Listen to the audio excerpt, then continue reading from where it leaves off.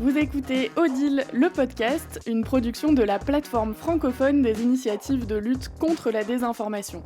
Un podcast animé par Guillaume Custer et Nali Payeux. Odile, le podcast, c'est une série d'entretiens avec celles et ceux qui luttent contre la désinformation dans l'espace francophone.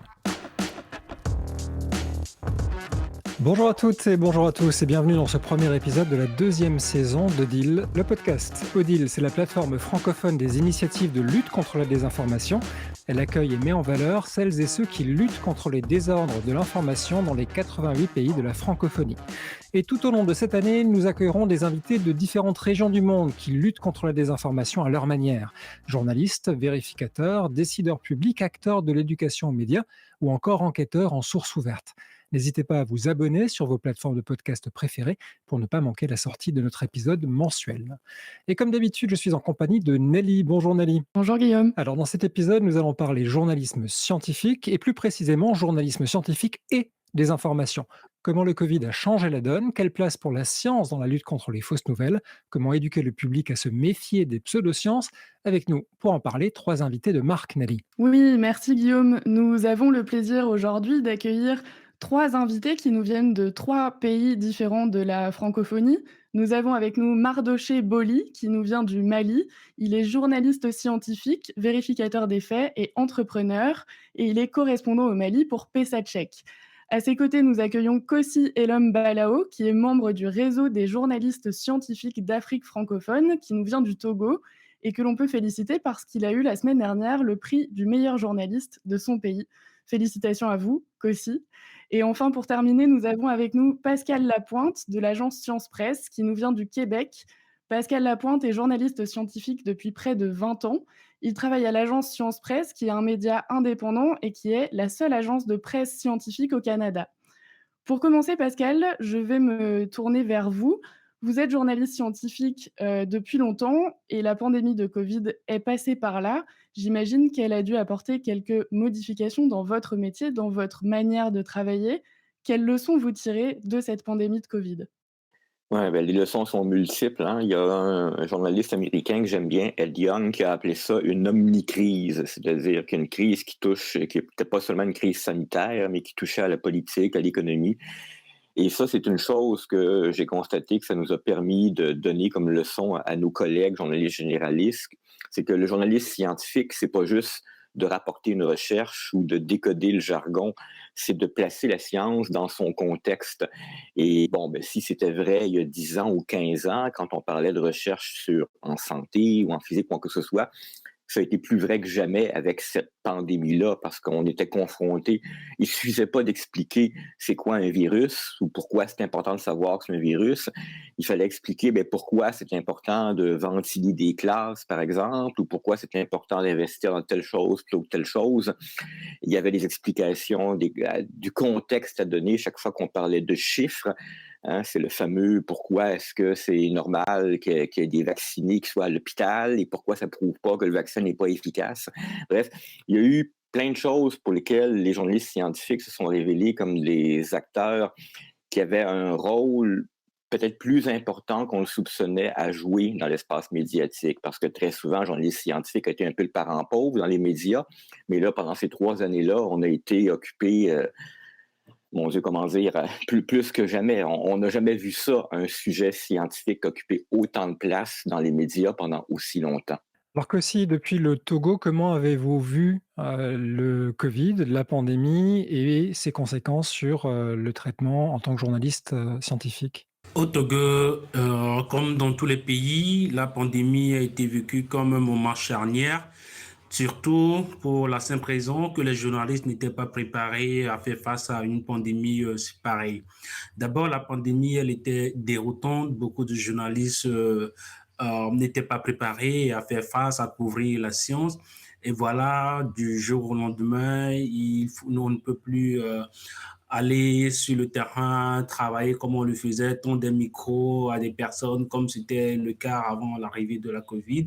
C'était compliqué. D'abord, la pandémie a bouleversé le travail des journalistes Et aussi, elle a réinventé la partie du métier. On peut maintenant, comme nous le faisons actuellement, à distance, discuter, interviewer par mail, ce qui n'était pas assez fréquent. C'est vrai que ça se faisait, mais pas, ça n'avait pas pris avant la pandémie une telle envergure.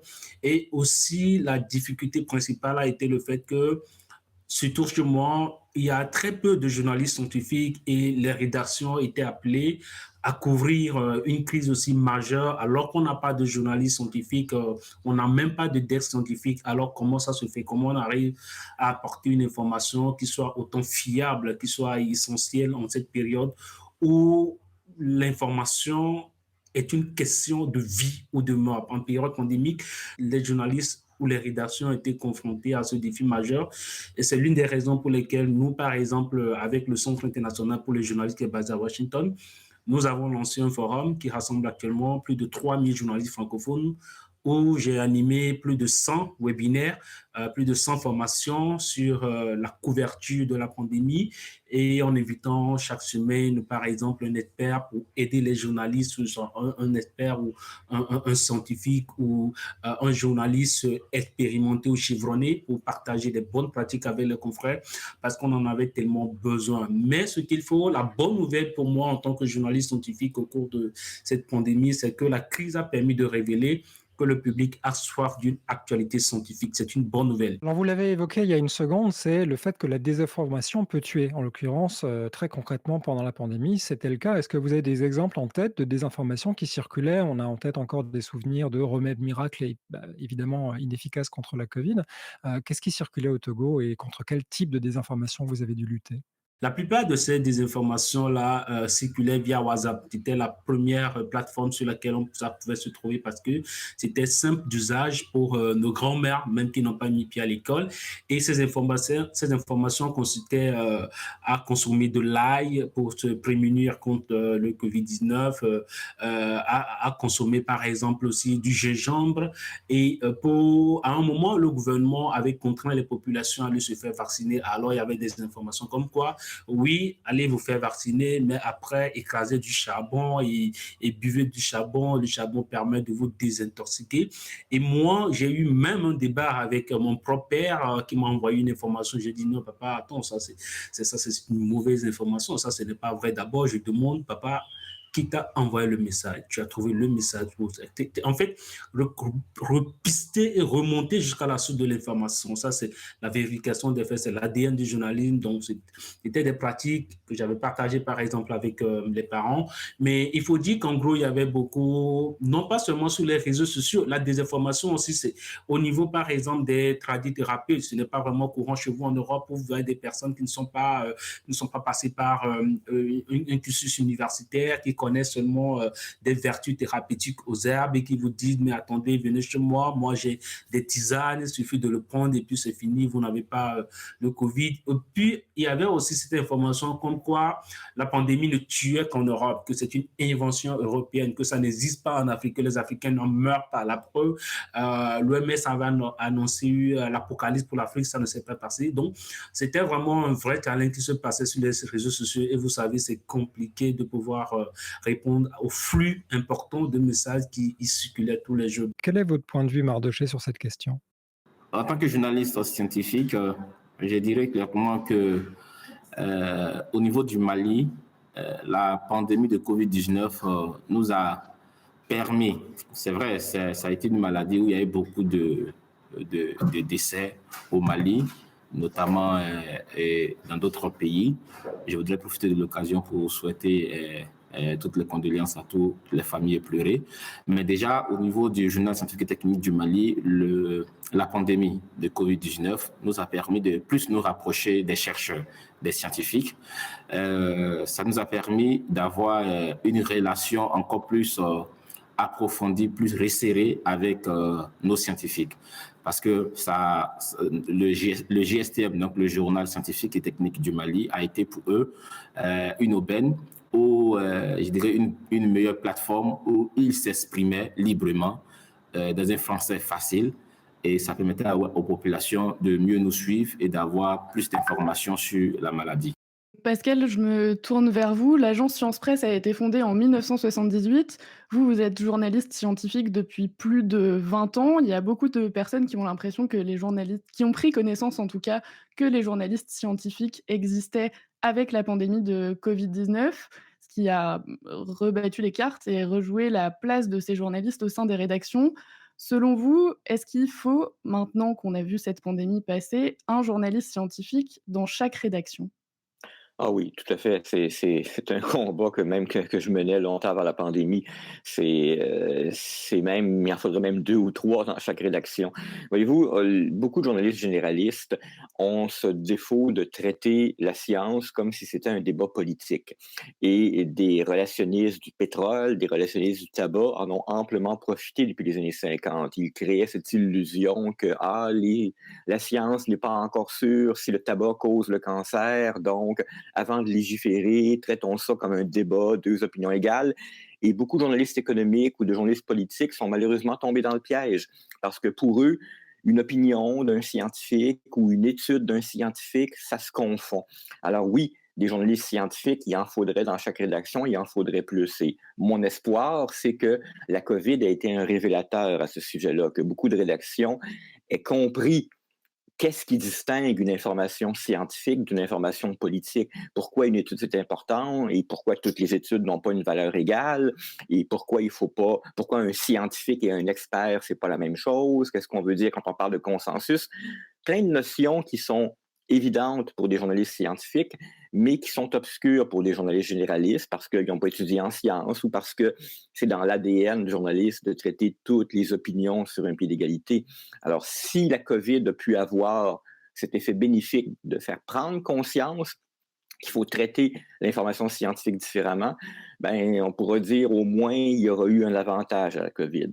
Pour l'instant, il est trop tôt pour se prononcer, il est trop tôt pour dire si ça va bel et bien avoir ces retombées positives-là, parce qu'il est malheureusement possible aussi que beaucoup de rédactions généralistes se disent, bon, maintenant que la COVID est derrière nous, ça suffit, là, on a assez parlé de science, les gens sont tannés. C'est malheureusement possible que cette attitude-là soit présente. Mais je croise les doigts, j'espère, je me mets du côté optimiste en espérant que oui, on se retrouve avec, à brève échéance, un journaliste par rédaction, ou bien dans les rédactions, il y en avait déjà un deuxième ou un troisième journaliste scientifique. Ce serait pas un luxe. Est-ce que vous pensez que vous êtes plus efficace si vous enseignez les bonnes pratiques du journalisme scientifique à des journalistes plutôt qu'au grand public? Moi, je serais beaucoup plus enclin à former davantage les journalistes généralistes à s'intéresser à la science. Je le dis parce que dans notre contexte, et non pas seulement chez nous, j'ai entendu le confrère de Centre Presse dire tout à l'heure que le journaliste scientifique est le parent pauvre et c'est une réalité en Afrique ou en Europe où ici c'est encore plus prégnant. La, je serais beaucoup plus enclin, comme je le dis, à former les journalistes généralistes, à leur dire, à les faire intéresser par la science, leur dire que la science, elle peut être accessible. La science n'est pas compliquée. Quand on parle de science, c'est pas la mathématique forcément. Parce que quand quelqu'un se présente ici, par exemple, comme un journaliste scientifique, on a tendance à croire que c'est un pédant ou un extraterrestre ou un savant ou qu'il aborde des domaines qui ne sont pas accessibles à un public profane. C'est vrai, la science, elle est compliquée, mais la science aussi peut être accessible. Et vous, Mardoché, du côté du Mali, est-ce que vous pouvez, nous apporter votre expertise sur cette question-là? Chez nous, il est très difficile pour nous de dire il faut ou de même proposer ça parce que qui va aller pratiquer ce type de journalisme-là dans un média? Vu que ça ne paye pas, ça ne paye pas. Nous, en tant que journalistes scientifiques, nous, on le fait, je le dis, notre journal, on vit sous fonds propres. Ça fait 6 ans que nous existons, mais on vit jusqu'à présent sur fonds propres. Donc, dire à d'autres journalistes, je vous donne par exemple un fait que nous avons vécu. On a formé plus d'une dizaine de journalistes scientifiques en 2019 et on a retenu que 3 journalistes au sein de la rédaction. Mais je dirais 3 mois après, ces journalistes-là nous ont tous abandonnés parce qu'ils se disent que, voilà, il n'y a pas d'argent au niveau du journalisme scientifique. Pascal, je me tourne vers vous à nouveau. L'agence Science Presse revendique le fait d'être la seule agence de presse scientifique de toute la francophonie qui s'adresse aux grands médias plutôt qu'aux entreprises, plutôt que directement au public. Est-ce que finalement, la solution, c'est d'avoir une agence qui concentre des journalistes scientifiques qui vont après disséminer un peu, disséminer l'information, un peu comme les dépêches de l'agence France Presse, par exemple, ou est-ce qu'il faut former les journalistes à l'intérieur des rédactions? Ben, certainement un mélange des 2. C'est sûr, ce serait bien que davantage de médias dans la francophonie puissent profiter des articles qui sont déjà faits par l'agence Science Presse, c'est-à-dire que tous les médias n'ont pas les moyens d'embaucher des journalistes scientifiques et ça pourrait être un avantage d'avoir des articles comme ça qui sont déjà faits, mais c'est certainement pas une solution qui est applicable à tout le monde et partout. Et je rejoins mon collègue, il faut former des journalistes généralistes, il faut davantage les former et c'est vrai que pendant longtemps, un obstacle était cette peur de la science qu'on rencontre dans le grand public, mais aussi chez nos collègues, parce que beaucoup d'entre eux ont gardé un très mauvais souvenir de leur cours de science à l'école. Ils se jugent ignorants, incompétents, ils jugent ça trop compliqué, et chaque fois qu'une association professionnelle leur propose une formation en sciences, ben beaucoup n'y allaient tout simplement pas parce qu'ils se disaient bon ben ça c'est pas pour moi, c'est pour les journalistes scientifiques. La COVID a peut-être donné l'opportunité de faire comprendre que quand on veut faire apprendre la science à des collègues journalistes, c'est pas pour leur apprendre à distinguer l'ADN de l'ARN ou pour apprendre qu'est-ce que c'est qu'une exoplanète, c'est pour apprendre comment se construit la science, qu'est-ce qui distingue un savoir scientifique solide d'une opinion en science. Mais justement, je rebondis là-dessus parce que j'ai l'impression que la technique, la méthode scientifique est très proche de la méthode des vérificateurs des faits et qu'il y a une différence avec le journalisme classique. Il y a une rigueur qui existe chez les vérificateurs de faits, qui est peut-être, quoique les journalistes généralistes sont rigoureux, mais il y a une rigueur peut-être supplémentaire qui s'approche de la méthode scientifique. Est-ce que vous êtes d'accord avec ça? Et question subsidiaire, est-ce qu'il faut un doctorat finalement pour être journaliste scientifique? Alors, non, il ne faut pas un doctorat pour être un journaliste scientifique, absolument pas, parce que comprendre comment la science se construit, ça ne prend pas un doctorat. Il faut faire l'effort de comprendre comment et pourquoi on met autant d'emphase sur une étude.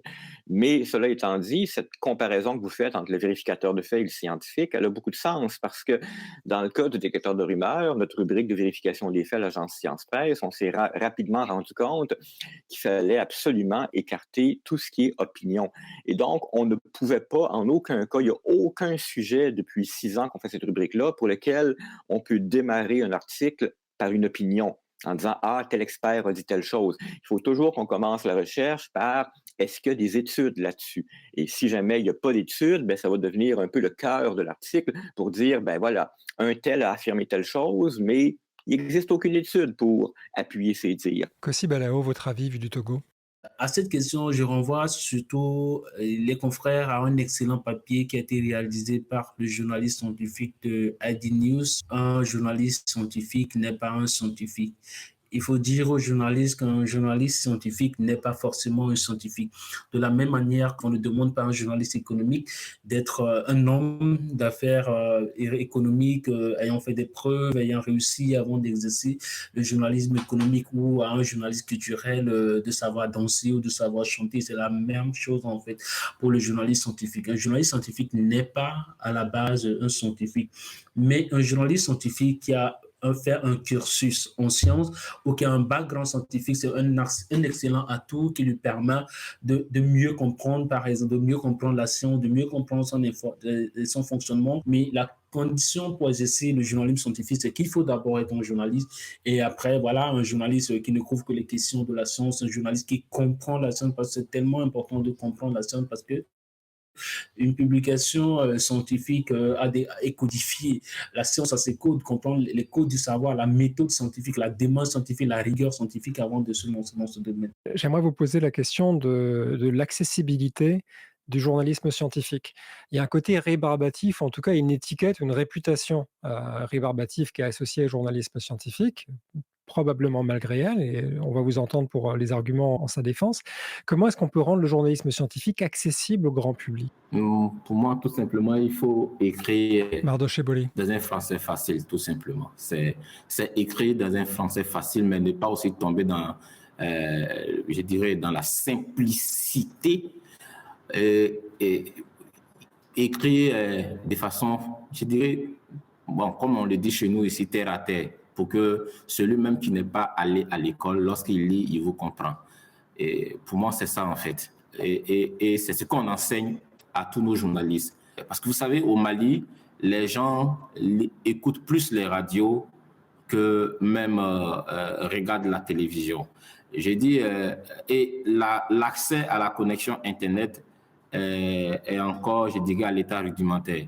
Et donc, nous, on a beaucoup travaillé pendant la pandémie de Covid-19 et même actuellement, je dirais, dans la période post-pandémie, nous avons collaboré et nous collaborons avec la presse radio.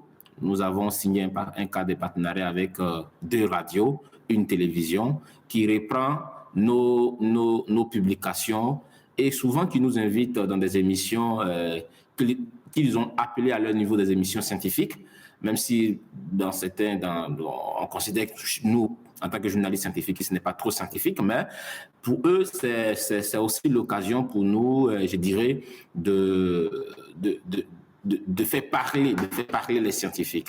Donc, nous avons beaucoup utilisé, j'essaie de résumer, nous avons beaucoup utilisé la radio, la télévision, pour nous rapprocher de nos populations. Et vous, Kossi Balao, rendre le journalisme scientifique intelligible, c'est une tâche complexe? Oui, le système que j'ai établi avec mon papa, c'est que lorsque j'écris, par exemple, que je travaille sur un article scientifique, après avoir tout écrit, j'appelle mon père et j'essaie de lui expliquer dans ma langue maternelle qui n'est ni le français ni l'anglais qui s'appelle ici, c'est une langue qui s'appelle l'IFE. Et j'essaie maintenant d'expliquer ce travail, ce papier que je m'apprête à rendre public à mon père. Et là, je me retrouve devant toute la complexité d'expliquer même le sujet à mon père. Et là, il faut faire appel à des mots vraiment simples, essayer de trouver des connexions. Et après, lorsque je le fais, il m'arrive aussi de dire, bon papa, le titre en français, c'est ça. Est-ce que c'est ce que j'expliquais? Il me dit, non, moi j'avais compris telle chose, il avait compris autrement. Et c'est un exercice qui me permet de d'abord voir un peu quelles sont les appréhensions. Est-ce que ce que je m'apprête à rendre public peut être facilement compris par ce public-là. Et c'est un exercice qui m'amène à revoir un peu certaines phrases, à mieux les réécrire d'une façon qui soit vraiment compréhensible. Lorsqu'on est en France, on a la langue française qui est déjà commune à tout le monde, mais ici, par exemple, c'est un exercice qui est vraiment intéressant et que tous les gens peuvent faire pour s'assurer en fait que l'information qu'on donne peut être facilement comprise par nos publics. Vous parlez justement de la langue française et c'est intéressant parce qu'on se rend compte que, le journalisme scientifique, la science de manière générale s'anglicise, de plus en plus, ce qui peut poser problème. Pascal, vous qui travaillez dans un contexte, dans un pays, bilingue, quelle place pour le journalisme scientifique francophone quand la science s'anglicise de plus en plus? Je vois pas ça comme un problème parce que tout à l'heure, vous faisiez remarquer que je suis le plus vieux du groupe. Là, ça fait plus de 20 ans que je fais ce métier-là. Ça a toujours été en anglais que la science, la production scientifique s'est faite. Ça n'a jamais été un problème pour les journalistes scientifiques. Le fait que la science, la production scientifique s'anglicise n'handicape pas les journalistes francophones, à moins évidemment qu'ils ne lisent pas l'anglais, parce que notre production, à nous journalistes, va rester en français. On s'adresse à un auditoire qui parle français ou qui écoute le français. Ça rejoint en un sens que Kossi disait tout à l'heure lorsqu'il soulignait que le journaliste scientifique n'est pas un scientifique. Il faut toujours le marteler, c'est effectivement quelque chose que je dois toujours répéter. Chaque fois que je me retrouve devant des étudiants, je leur dis toujours, je suis journaliste scientifique, ça ne veut pas dire que je suis scientifique, je suis un journaliste qui s'est spécialisé en sciences, de la même façon que d'autres se spécialisent en sport. Et c'est donc important parce que ça nous rappelle qu'il y a une distance entre la communauté scientifique et la communauté journalistique. J'appartiens à la communauté journalistique, pas à la communauté scientifique, et donc, même si ce que je dois lire en termes d'études est en anglais, ce que je produis est d'abord et avant tout en français. Et à ce titre, ben, comme le disait Cossi, j'écris comme un journaliste. Je dois me débarrasser du jargon, je dois expliquer, trouver des métaphores, je dois structurer mes textes d'une façon journalistique. Jamais, jamais, jamais, jamais, je ne vais écrire un texte dans un format introduction, développement, conclusion, comme un scientifique. Merci Pascal pour ce point de vue bien ancré dans une double culture en anglais et en français du Canada. Vu du Togo, comment est-ce que vous voyez cette question de l'anglicisation de la science, Cossi? C'est cette question et la réalité en fait de ce problème qui m'a amené à fonder le réseau des journalistes scientifiques d'Afrique francophone pour encourager la diffusion de l'information scientifique au sein de l'espace francophone et encourager aussi les médias, les rédactions francophones à embaucher des journalistes scientifiques qui travaillent en langue française. Et je vous dis que c'est tellement compliqué, c'est pas facile parce que en Afrique francophone, pour pouvoir travailler bien exercer ce métier de journaliste scientifique, je vous le dis, c'est une vérité. L'anglais est un outil indispensable. La maîtrise de l'anglais est tellement importante parce que parfois, pour moi, par exemple, j'ai interviewé, par exemple, où je travaille avec un scientifique que j'interviewe qui ne parle pas le français. Alors, comment je fais? C'est un Chinois. Comment vous discutez? Donc, l'anglais, parfois, la passerelle ou la langue intermédiaire entre un locuteur qui n'est pas du monde francophone, qui soit en Chine, qui soit au Japon, et l'anglais aussi s'évertue à s'imposer comme la langue de la science. Je me rappelle avoir posé cette question à Olivier Dessibouc lors de la 11e conférence mondiale des journalistes scientifiques à Lausanne en 2019. Est-ce que la science a une langue? Et c'est vrai qu'aujourd'hui, il y a par exemple en Afrique plus de revues, plus de magazines, plus de journaux académiques et scientifiques d'édition anglaise. Ils sont plus nombreux que ceux que l'on retrouve dans l'espace francophone. Et vous voyez aussi le fait que les journalistes francophones doivent apprendre l'anglais pour pouvoir lire les études.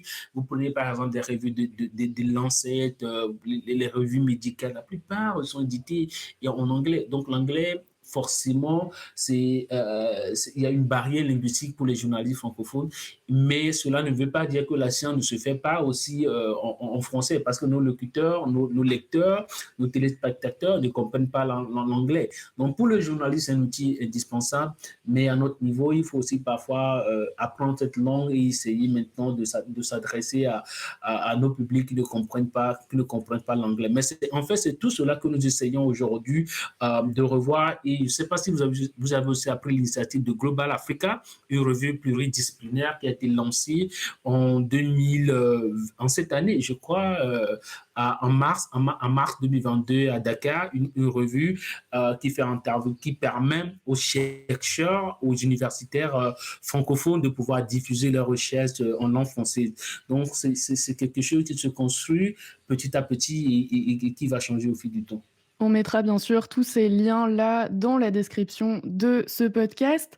J'ai une dernière question pour vous. Quand le Covid est arrivé, avec la marée de fausses informations qui l'a accompagné, on a assisté à des fausses nouvelles qui étaient propagées parfois par des personnes en blouse blanche, par des scientifiques eux-mêmes, par des prix Nobel de médecine parfois, et des débats entre différents scientifiques. Comment, dans ces cas-là, vous vous positionnez? Comment vous vérifiez des informations qui sont divulguées par ces personnes-là qui, a priori, sont censées quand même être au courant de ce qu'elles racontent? Ça, c'est aussi le travail des journalistes scientifiques, identifier les bons experts, identifier des personnes qualifiées, identifier des personnes ou des experts qui sont capables de répondre à des questions, pas des gens douteux. On a beau être un prix, on a beau reçu le prix Nobel, cela ne fait pas de nous un expert qualifié pour répondre à toutes les questions. On a beau être un scientifique chevronné, cela ne fait pas de nous la meilleure source pour une information scientifique.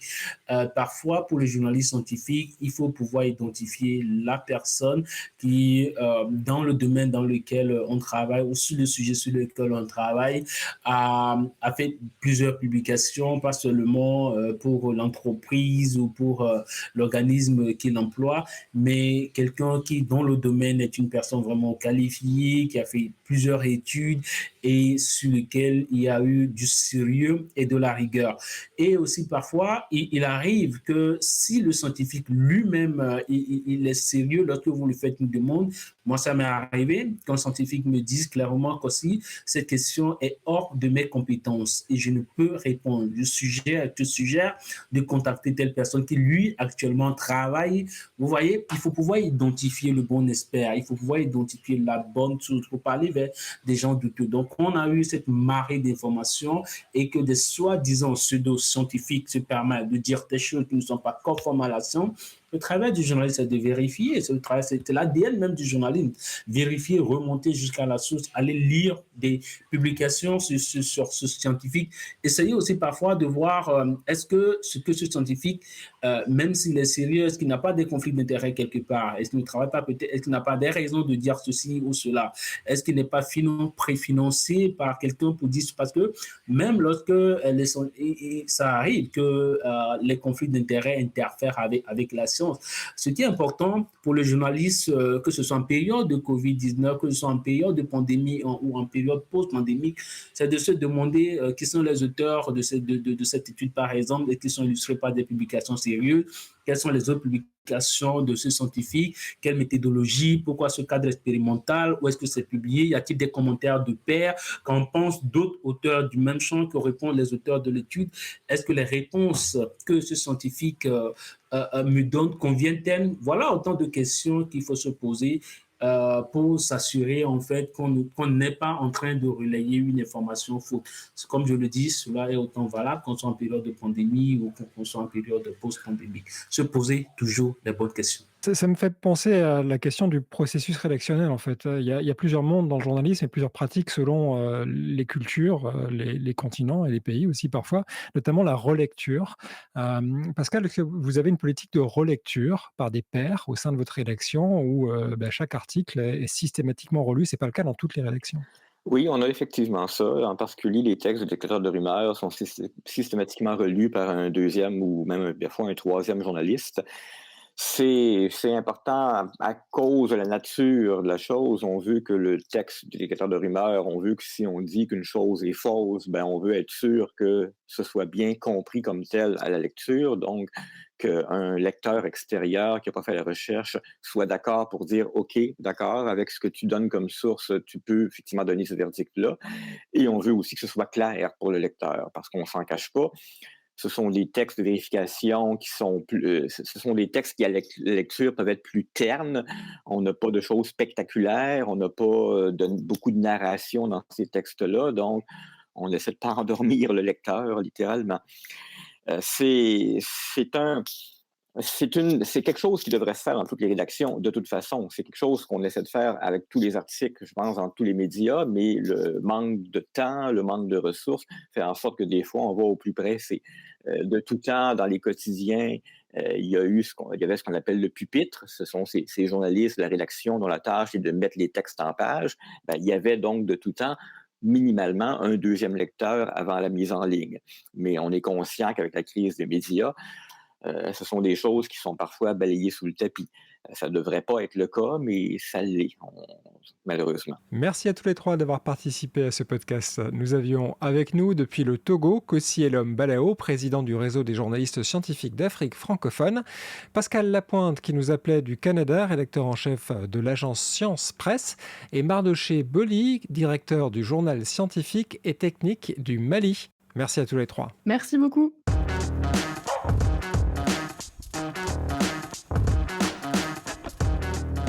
Merci de nous avoir suivis. Tous les épisodes sont disponibles dans votre lecteur de podcast favori. Odile le podcast est une collaboration entre l'Organisation internationale de la francophonie et Check First. Et le site de la plateforme francophone des initiatives de lutte contre la désinformation est à retrouver sur odile.org, odil.org et sur Twitter, Odile Plateforme.